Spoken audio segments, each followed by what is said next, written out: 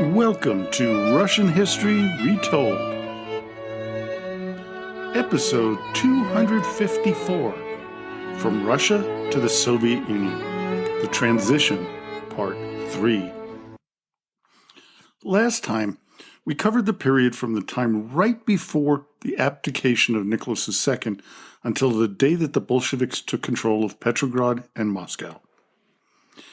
In 1918, the Bolsheviks had control of the two main cities in Russia, but they had no plan on how they were going to rule the country. Not only that, they really didn't know how to implement socialism. Lenin knew that because of this, the Bolsheviks had to eliminate anyone who threatened their power. This was apparent in the aftermath of the Second All-Russian Congress of Soviets, held on January 18, 1918. Of the 707 delegates, 370 were socialist revolutionaries, 40 left socialist revolutionaries, 170 Bolsheviks, 43 Mensheviks, and 84 members of minor parties. Lenin realized he was not in control and that the SRs held the majority. Everyone had been waiting for this Congress for months, but its outcome was nothing like what everyone wanted. Seeing his disadvantage, Lenin had his troops disperse the Constituent Assembly the next day. Surprisingly, at the time, there was no response. In hindsight, this was not remarkable, as there was no organized force behind the opposition.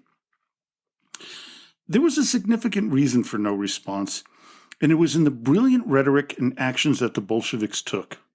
There were two things that the people wanted: an end to the war, and giving the peasants gentry land.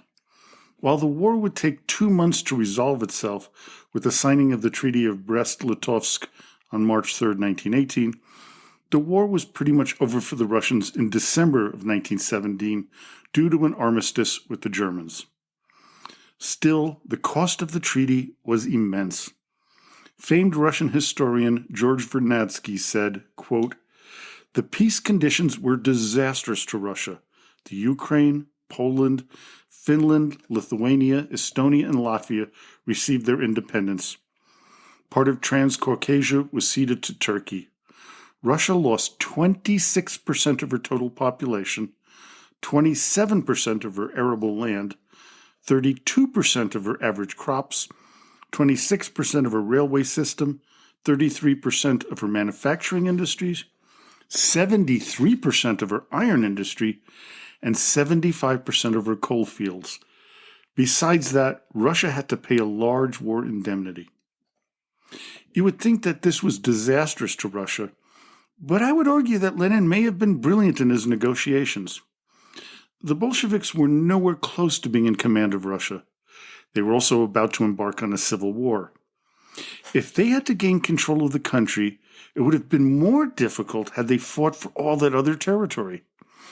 Add to that, it has been suggested that Lenin and Trotsky were pretty sure that the Germans would, at best, lose the war, which would allow them to recapture some of the territories, and at worst, they would gain a tie, which would allow the same outcome. It was a dangerous gamble, but one that the Bolsheviks were willing to take. They would be blown to the sidelines of history if they didn't end the war right then and there. As for granting land to the peasants, well, that, as we know, was a ruse. They would be allowed to take complete control of the land they were on, but only within a communal community. As we know, it was the first step to total collectivism. The handing over of the land was not made by the proclamation of the Bolsheviks. It was just something that happened organically. Those who retained land or did better than their co-workers would be called kulaks, and many would pay for their hard work and abilities with their lives. At this point, we see the drastic changes coming about under Bolshevik rule. The entirety of the judicial system was abolished.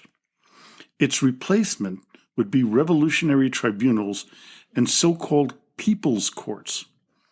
Law wasn't as important as the march toward a Marxist-Leninist country. All titles and ranks were no more. Church property was confiscated. Minorities were told that they would be allowed the right to self-determination. However, this was another lie. Bank accounts were seized, and monies in foreign bank accounts were held by the wealthy were being confiscated by the government. The press was now under more censorship than in the time of the reactionary Nicholas I or Alexander III. All banks and heavy industries were taken over by the state immediately. On June 28, 1918, the nationalization policies were extended. According to British historian Edward Carr, those businesses that were nationalized included, quote, the mining, metallurgical, textile, electrical, timber, tobacco, resin, glass, and pottery, leather and cement industries, all steam-driven mills, local utilities, and private railways, together with a few minor industries. While the Tsarist government had its secret police, the Okhrana, the Bolsheviks took it to an extraordinary height with the establishment of the Extraordinary Commission to Combat Counter-Revolution, Sabotage, and Speculation, also known as the Cheka. Led by Felix Dzerzhinsky, it would be the most feared institution in Russia. They could declare anyone an enemy of the state and take whatever they thought would be the appropriate action. Remember when I told you that the Bolsheviks had allowed the peasants to take control of the lands previously held by the gentry? Well, it didn't take long, but on February 19, 1918, they reneged on the deal and declared that all land was state-owned. Even worse, for the peasant farmer, was the initiation of war communism. The Russian Civil War was beginning that summer, with the whites doing pretty well, but both sides needed to feed their troops. The Bolsheviks had declared a food levy. In it, they demanded that all food produced be turned over to the authorities, with a small amount left to feed the farmers and their families, and seeds to sow for the coming planting season. This, of course, did not sit well with the peasants, who culled their farm animals, burnt fields, and generally did what they could to deny the Red Army provisions. In retaliation, the Reds and the Whites committed gross atrocities against those who defied them. Whole crops were taken, leaving nothing for the peasants. This caused mass starvation throughout Russia. A scorched earth policy was also adopted, which made it even worse for all concerned. As 1919 turned into 1920, it became more and more apparent that the Red Army would eventually prove victorious. Western countries that had supplied aid to the whites decided to back off and gradually acknowledge the Bolsheviks as the new heads of state. Blockades around seaports were lifted, and Allied troops were sent home, except the Japanese, who would hold and remain in the Far East until 1925. Then, a war with Poland led to Red Army defeats, forcing Russia to enter into the Treaty of Riga on March 19, 1921. Poland received a large portion of the territory that it had wanted in exchange for peace. Unfortunately, they would only hold on to it until the Nazi and Soviet invasion in 1939. With the majority of the Russian Civil War ending in late 1922, the Bolsheviks began to finalize their grip on power. Their real problem was the country was exhausted. The droughts of 1920 and 1921 had caused horrific losses of life, and the country's infrastructure was in a state of ruin. 20 million people perished in the war and the famine. Another 2 million people fled the country.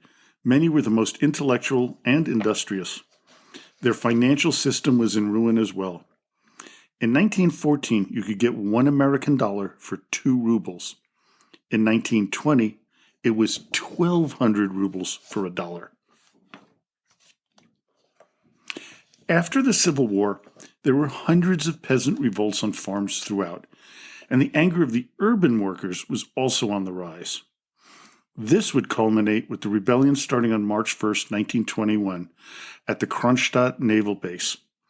Even though the revolt was crushed by March 18th, Lenin knew he needed to change course and reform some of his most oppressive policies. This would precipitate the declaration of the New Economic Policy, or NEP, in the spring of 1921.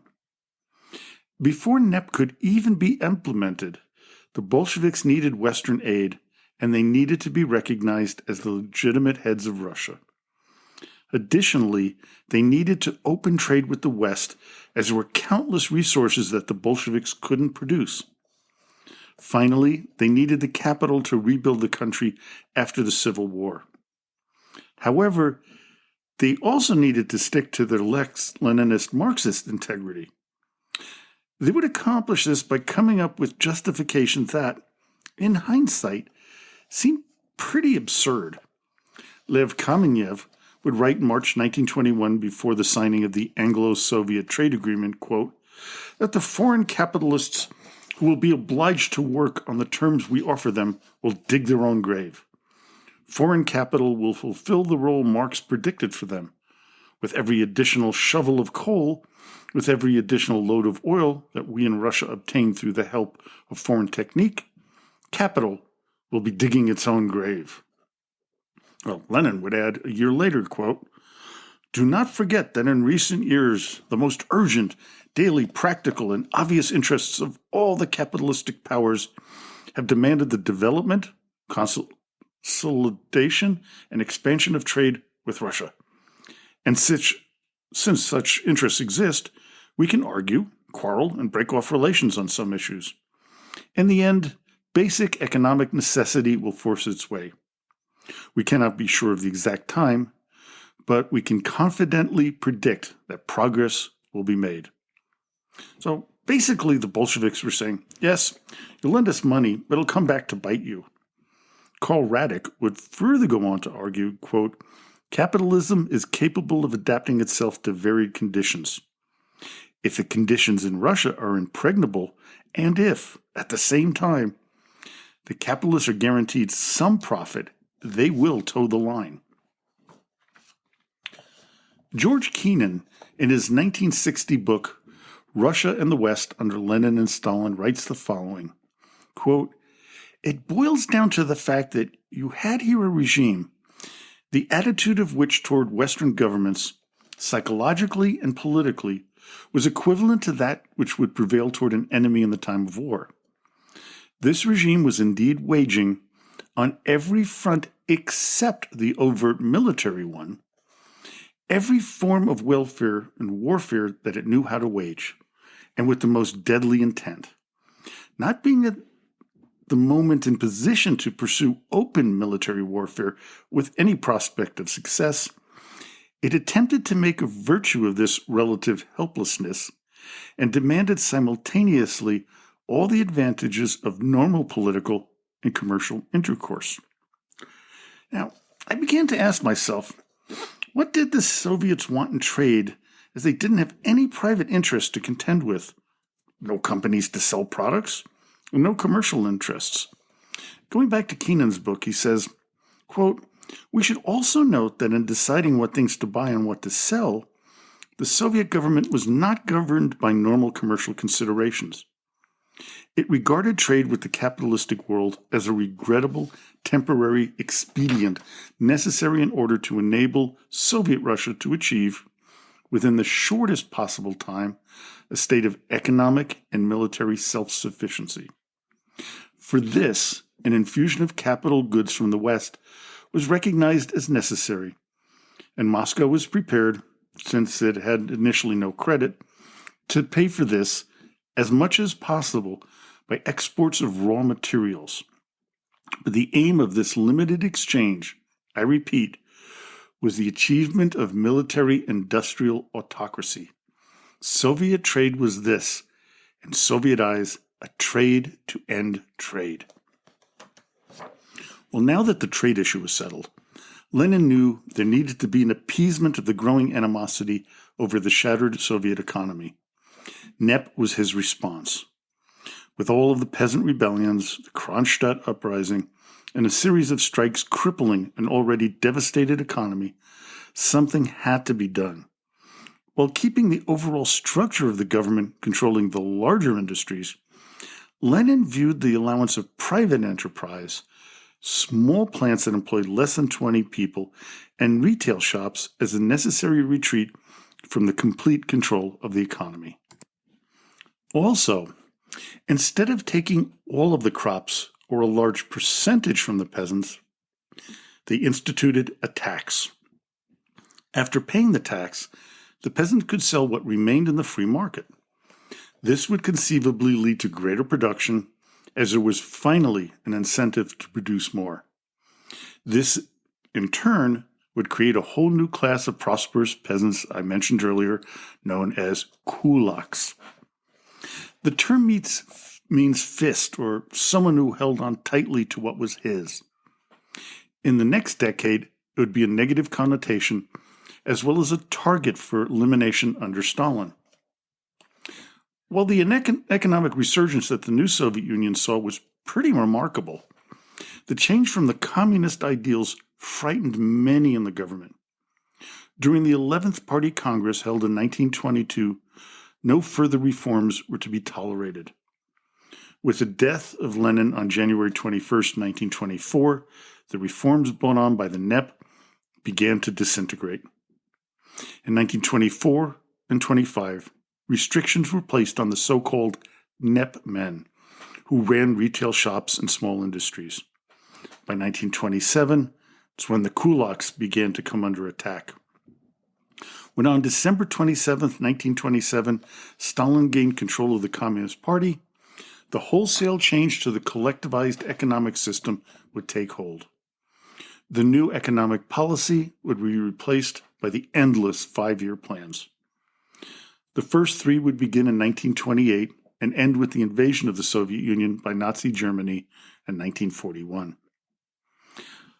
While the perception throughout Russia was that the NEP was making life better, in reality, it was falling way below expectations. It had increased industrial production to pre-World War I levels, but it didn't seem to produce much more than that. One of the significant problems with the NEP economy was in the agricultural sector.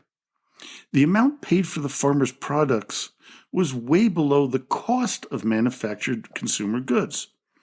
This made the peasant farmer reluctant to sell grains to the government.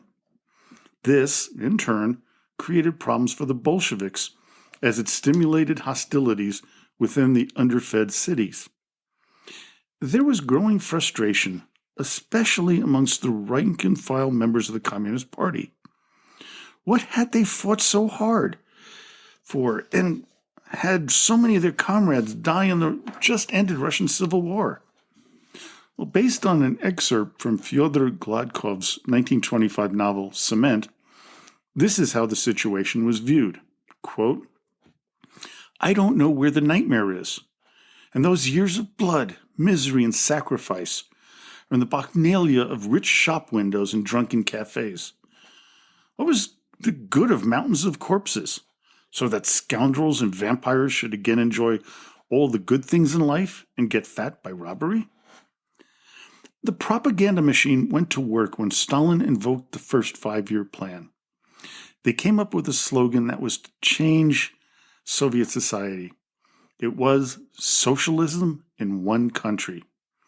This would be the new Bolshevik battle cry, as Ryazanovsky and Steinberg put it in their book, A History of Russia. The first 5-year plan was genuinely revolutionary, especially for agricultural workers. For centuries, the farmer peasants had lived the same way. In 1928 and 29, that would change dramatically. By ordering the collectivization of agriculture, it was seen by the communists as the only way that could result in a genuinely socialist utopian society. At first, the communist leaders decided that they would move slowly with their forced collectivization of the agriculture sector. They initially planned to only place 14% of the farms under the collectivization program. The resistance to this proved to be way worse than the planners had anticipated. So, instead of backing off, they decided they would go all in. They would arrest any and all of those who would fight the program sending tens of thousands to the gulags, or worse, executing many. The government would pay the farmers a fraction of what they would charge the end consumers. This difference would help pay for the more expensive industrialization part of the 5-year plan. By the end of the first plan, it had been estimated that fully 91% of all arable land had been transformed into what was known as kolkhozes and sovkhozes. A kolkhoz was a form of collective farm in the Soviet Union.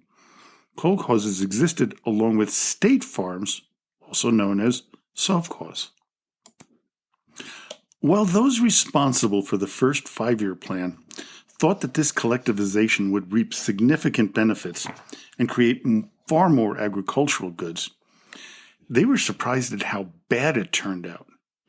Because of this drastic miscalculation, famines became commonplace, with some estimates claiming that between 4 and 7 million people perished from hunger. The force with which the collectivization of the farms was carried out was by a group known as the 25,000. They would go from farm to farm, town to town, to force the peasants into the collective. The kulaks were the main targets. An estimated 1 million of them disappeared, along with family members, which boosted the number to around 5 million people.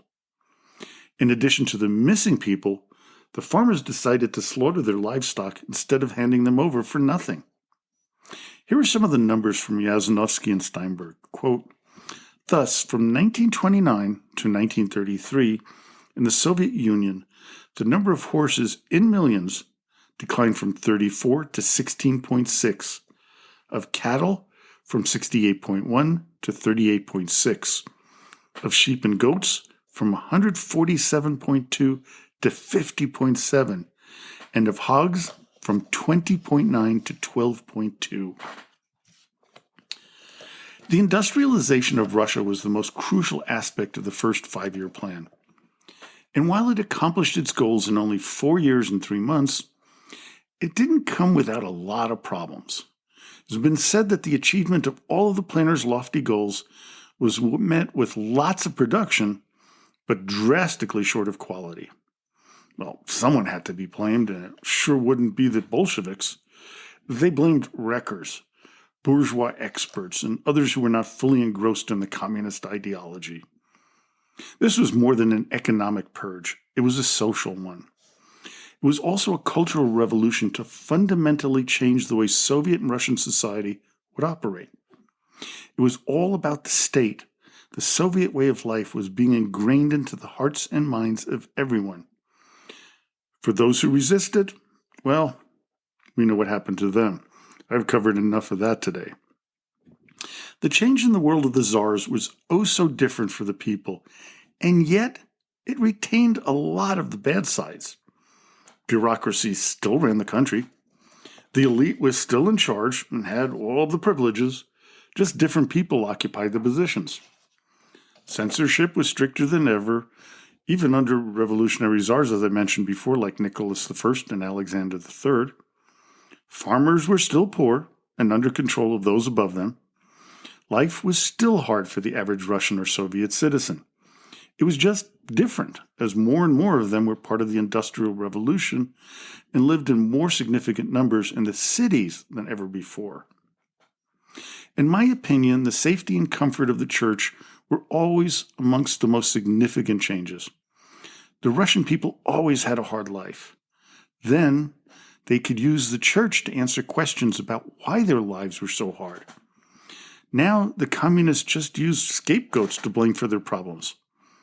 It's a harsh reality that life transitioning from the Tsarist days to the Bolsheviks wasn't what was promised, and frankly, wasn't all that much different for the average person. Well, I hope you enjoyed today's episode.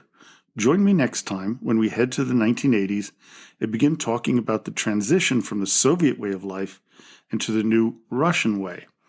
And again, as in last week, I'm announcing that you can subscribe to this podcast and give a small donation of $3 a month to help pay for all the expenses and hosting and all that. And you can find the link at www.russianrulershistory.com.